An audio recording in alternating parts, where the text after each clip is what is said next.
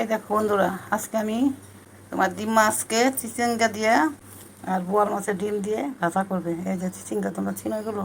কেউ চিচিঙ্গা বলে, কেউ কহি বলে, আমরা চিচিঙ্গা বলি। বোয়াল মাছের ডিম, পেঁয়াজ, কিছু কাঁচামরিচ ফেলে নিয়েছি, একটু রসুন থেতো করে নিয়েছি, আর চিচিঙ্গা কুচিয়ে নিয়েছি। এগুলো দিয়ে আজকে আমি ভাজি করব, তোমরা দেখো। এই দেখো, এখানে কিছু বোয়াল মাছও আছে, বোয়াল মাছ আলু দিয়ে রান্না করব, আর ডিম দিয়ে চিচন্দন ভাজা করব। বন্ধুরা দেখো, কড়াই আমি অল্প জল দিয়ে দিয়েছি, কিছু লবণ দিয়ে দিলাম, একটু হলুদের গুঁড়া দিয়ে দিলাম। এখন আমি বোয়াল মাছের ডিমগুলো সিদ্ধ করে নেব। ডিমগুলো দিয়ে দিলাম, এখন একটু লেবু রস দিয়ে দিচ্ছি।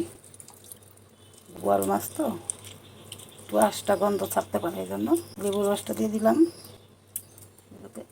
আর গন্ধ না থাকে। এটাকে এখন আমি ভালো করে সিদ্ধ করে নেব, তারপরে ভাজা করব চিচিঙ্গা দিয়ে। দেখে সিদ্ধ করে, এই দেখো বন্ধুরা, ডিম ভালো করে সিদ্ধ হয়ে গেছে, আমি ভেঙে সুন্দর করে সিদ্ধ করে নিয়েছি। রান্না করব। এই দেখো বন্ধুরা, কড়াইয়ে আমি বেশ কিছুটা তেল দিয়েছি, এখন রসুন কুচি দিয়ে দিলাম, রসুন থেতো করে রেখেছিলাম সেইটা দিয়ে দিলাম, কাঁচামরিচ কুচি দিয়ে দিলাম। ঝালটা একটু বেশি করে দিলে ভাজিটা খেতে ভালো লাগবে। পেঁয়াজ কুচি দিয়ে দিলাম, ওকে ভেজে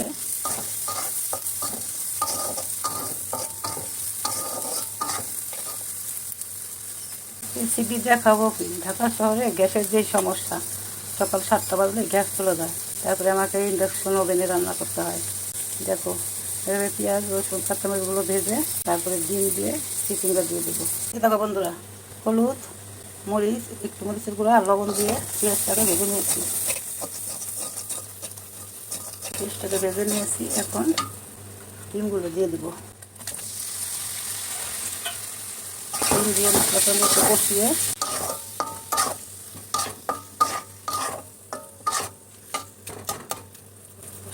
চিচন্দনগুলি দিয়ে দিলাম।